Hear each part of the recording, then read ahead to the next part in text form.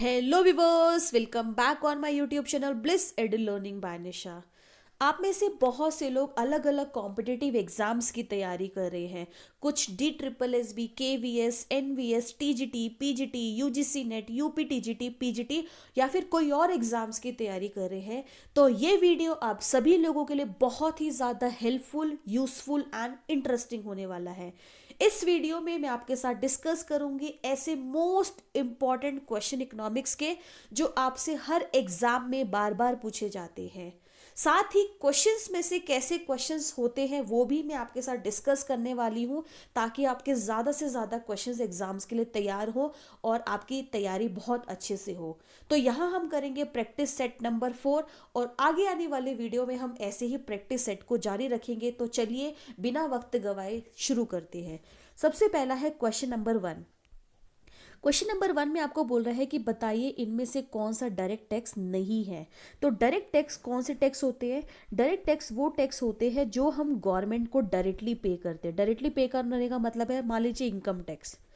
तो income tax मान लीजिए मेरी इनकम पर लगता है, तो उस टैक्स को मैं क्या करूंगी, मेरी इनकम पर इम्पोज हो रहा है तो उस टैक्स को सीधा सीधा मैं गवर्नमेंट को पे कर दूंगी। यानी इसका मतलब क्या है, वो टैक्स जो हम गवर्नमेंट को डायरेक्टली पे करते हैं and at the same time वो टैक्स का बर्डन अगर मेरे पर लगा है, यानी वो टैक्स जो है वो मेरी इनकम पे लगा है, तो मैं ही उस टैक्स को पे करूंगी। इसका मतलब क्या है कि इसके बर्डन को आप किसी और पर शिफ्ट नहीं कर सकते हो। तो डायरेक्ट टैक्स का मतलब वो टैक्स जो आप गवर्नमेंट को डायरेक्टली पे करते हो, साथ साथ इसके बर्डन को किसी और पर ट्रांसफर या शिफ्ट नहीं किया जा सकता। जिस पर इम्पोज होता है वही इसको पे करता है। For example like income tax, wealth tax, gift tax. ठीक है, तो आपको बताना है कि इनमें से कौन सा डायरेक्ट टैक्स नहीं है। तो इनकम टैक्स है क्योंकि मेरी इनकम पर लगेगा, मैं ही पे करूंगी। वेल्थ टैक्स जिसकी वेल्थ पे लगेगा वही इसको पे करेगा।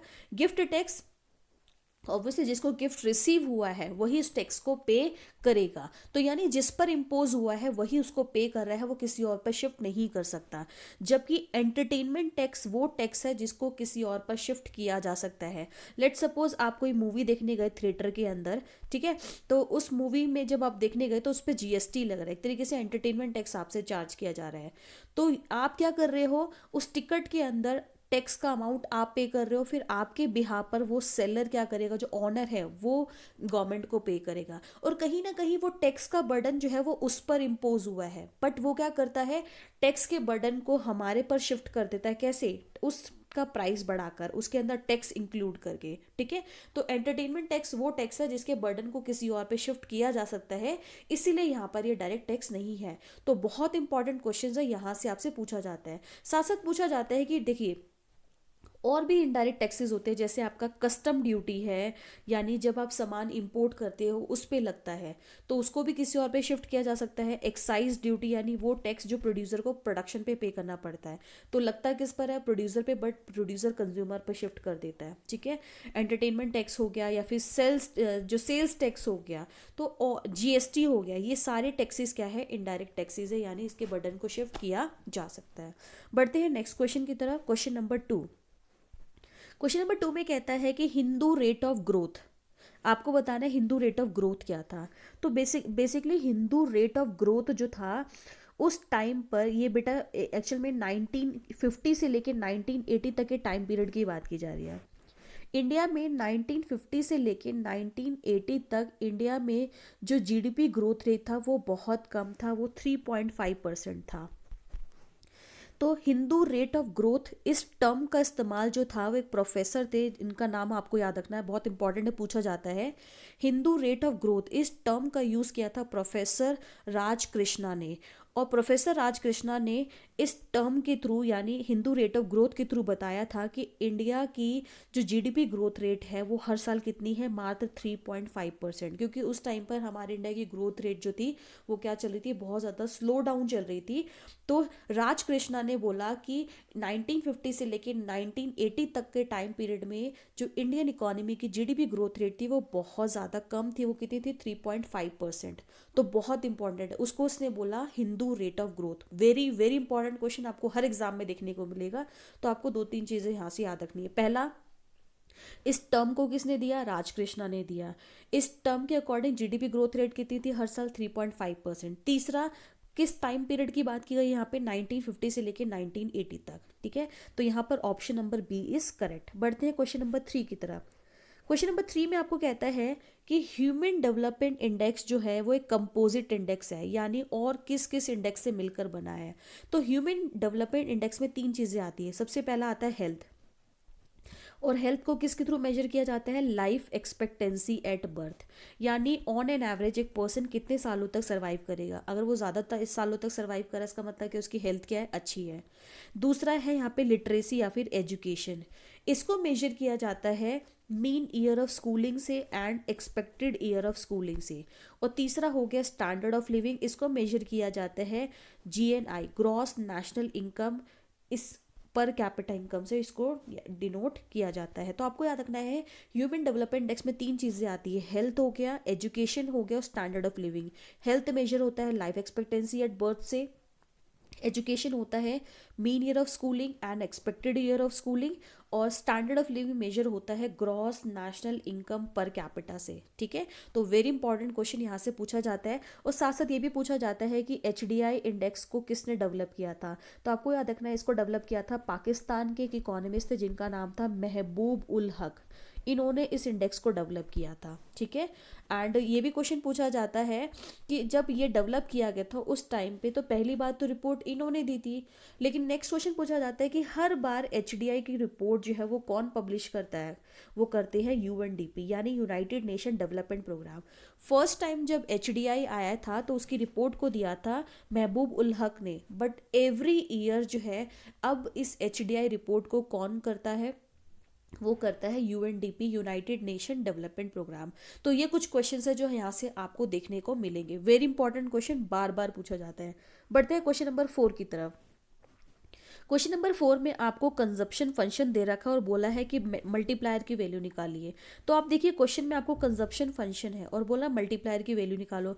तो आप जानते हैं मल्टीप्लायर निकालने के 3 फॉर्मूला होते हैं, change in Y upon change in I, यानी change in income due to change in investment, या फिर 1/1 माइनस एमपीसी, या फिर 1/एमपीएस, ठीक है। आपको बोला मल्टीप्लायर की वैल्यू निकाली, तो आपको देखो गिवन क्या है, आपको ये फंक्शन गिवन है। तो इस केस में आप ये वाला फॉर्मूला तो लगा नहीं सकते, या तो आप ये लगा सकते हो या तो ये लगा सकते हो। मान लीजिए मैंने फॉर्मूला लगाया k is equals to 1/1 minus MPC. तो आप जानते हैं इस कंजप्शन फंक्शन के अंदर इस y के साथ ये जो इंड्यूस कंजप्शन है, इस y के साथ जो वैल्यू होती है वो होती है आपकी एमपीसी। तो यहाँ पर एमपीसी कितना है 0.9। तो आप क्या कर रही है यहाँ पे एमपीसी की जगह रख दी 0.9, तो 1 डिवाइडेड बाय 1 में से 0.9 क्या है, कितना बचा 0.1, डेसिमल हटा ऊपर आया 0। तो यहाँ पर k की वैल्यू क्या आ गई 10। ये k की वैल्यू 10 का मतलब क्या है, यहाँ पे मल्टीप्लायर 10 आया। मल्टीप्लायर 10 का मतलब है कि इकोनॉमी में जितना भी इन्वेस्टमेंट हो रहा है उस इन्वेस्टमेंट की वजह से इकोनॉमी में 10 टाइम्स इनकम बढ़कर आ रही है, यानी हमारी इकोनॉमी में जितना भी इन्वेस्ट किया जा रहा है उसकी वजह से 10 गुना इनकम क्रिएट होके आ रही है। ये मल्टीप्लायर की वैल्यू यहाँ पर बता रहा है। बढ़ते हैं नेक्स्ट क्वेश्चन की तरफ, बहुत इंपॉर्टेंट है, आपको केवीएस के एग्जाम में देखने को मिलेगा। क्वेश्चन नंबर 5 में कह रहा है कि बताइए M3 मेजर्स को किससे रिप्रेजेंट किया जाता है। तो आपने पढ़ा है कि आरबीआई जो है वो मनी सप्लाई को मेजर करने के लिए अलग अलग मेजर्स का यूज़ करता है। हमारी इकोनॉमी में कितना पब्लिक के पास मनी है एक पर्टिकुलर पॉइंट ऑफ टाइम में, तो उसको मनी सप्लाई कहा जाता है। और मनी सप्लाई को मेजर करने के लिए आरबीआई 4 तरीके के मेजर का यूज़ करता है, वेरी इंपॉर्टेंट पूछा जाता है। इकोनॉमी में हमारे इंडिया में मनी सप्लाई को मेजर करने के लिए चार मेजर्स होते हैं, M1, M2, M3 and M4। Clear, आपको पूछ रहे हैं M3 बताइए, ठीक है। तो हम एक एक करके पढ़ लेते हैं। M1 निकालने का फॉर्मूला होता है, M1 होता है C plus DD plus OD। सी का मतलब करेंसी जो पब्लिक के पास होती है, डीडी का मतलब डिमांड डिपॉजिट जो कमर्शियल बैंक के पास होता है, ओडी का मतलब अदर डिपॉजिट जो सेंट्रल बैंक के पास है। M2 निकालने का फॉर्मूला होता है M1 प्लस सेविंग डिपॉजिट्स और पोस्ट ऑफिस सेविंग बैंक। इसके अलावा जो सेविंग डिपॉजिट आपने कहाँ करा रखा है, पोस्ट ऑफिस में करा रखा है सेविंग अकाउंट के फॉर्म में, वो कहलाता है M2 मेजर्स। M3 निकालने का फॉर्मूला होता है M1 प्लस टर्म डिपॉजिट या फिर टाइम डिपॉजिट विद बैंक्स। इसके अलावा वो पैसा जो आपने एफडीज के फॉर्म में यानी फिक्स डिपॉजिट्स के फॉर्म में जमा करा रखा है, ठीक है। और M4 निकालने का फॉर्मूला होता है M3 plus all deposits M3 plus all deposits with post office saving bank. M4 का फॉर्मूला क्या होता है, M3 प्लस वो सारा का सारा डिपॉजिट जो कहाँ पर है, पोस्ट ऑफिस सेविंग बैंक में है। इसमें क्या नहीं आएगा, इसके अंदर वो डिपॉजिट नहीं आएगा जो NSC यानी नेशनल सेविंग सर्टिफिकेट के रूप में है। तो आपको ये M1 M2 M3 M4 चारों मेजर्स को लर्न करना है। आपको UGC नेट एग्जाम में, सब एग्जाम्स में यहाँ से क्वेश्चन पूछा जाता है। तो यहाँ पर आपको बोला है कि बताइए M3 मेजर्स किसके इक्वल होता है, तो M3 मेजर्स इक्वल होता है M1 plus time deposits with the bank, ठीक है। और M1 में क्या आता है, C plus DD plus OD। तो आपको ये चारों मेजर्स को लर्न करना है। बढ़ते हैं नेक्स्ट क्वेश्चन की तरफ, क्वेश्चन नंबर 6। क्वेश्चन नंबर 6 में आपको कह रहा है कि 2 सेक्टर इकोनॉमी है, यानी 2 सेक्टर इकोनॉमी है। यहाँ पे कौन कौन से, हाउस होल्ड सेक्टर है और फर्म सेक्टर है, क्लियर। अब वो कहता है कि इस 2 सेक्टर इकोनॉमी में सेविंग दे रखा है और इन्वेस्टमेंट दे रखा है। ये सेविंग फंक्शन है और ये इन्वेस्टमेंट फंक्शन है। कह रहा है इक्विलिब्रियम लेवल ऑफ इनकम निकालिए।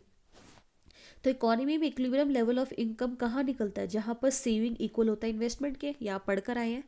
तो सेविंग फंक्शन देखिए कितना है यहाँ पर, -10 प्लस 0.2y। तो मैंने यहाँ पर क्या रख दिया, इसके नीचे ये वाली वैल्यू रख दी।